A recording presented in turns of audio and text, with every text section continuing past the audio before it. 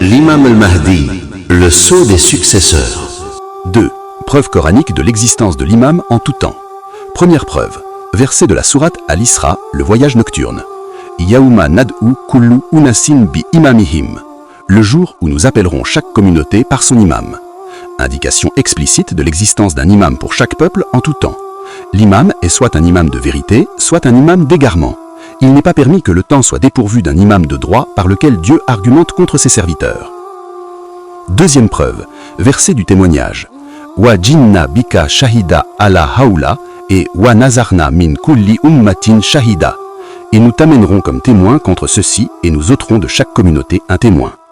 En tout temps, il y a un témoin des actions de son peuple. Le témoin doit être vivant et contemporain de sa communauté.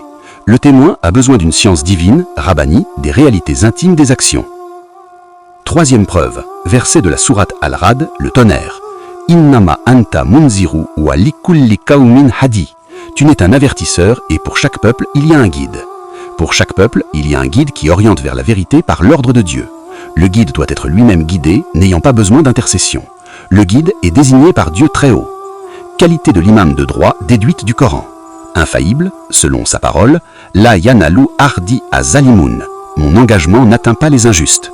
Guide et témoin, capable de guider les gens et de témoigner de leurs actions, savant des réalités des choses, possédant une science du livre ou la science du livre, issu de la descendance d'Abraham, selon sa parole, wa ja'alaha kalimatan baqiyatan fi akibi, et il en fit une parole qui perpétue dans sa descendance, désignée par Dieu, par une désignation textuelle, nas, ou par un miracle.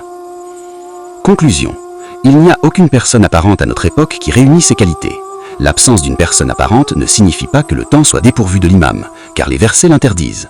Par conséquent, il est inévitable d'affirmer l'existence d'un imam occulté qui remplit les fonctions de l'imama et du témoignage. C'est précisément ce qu'enseigne l'école des gens de la maison concernant l'imam al-Mahdi, paix sur lui. Résultat, les textes coraniques présents dans les sourates Al-Isra, An-Nisa, les femmes, Al-Hajj, le pèlerinage, Al-Rad, le tonnerre et autres, indiquent clairement 1. Le caractère inéluctable de l'existence d'un imam de droit en tout temps. 2. L'existence de cet imam à notre époque actuelle malgré son occultation.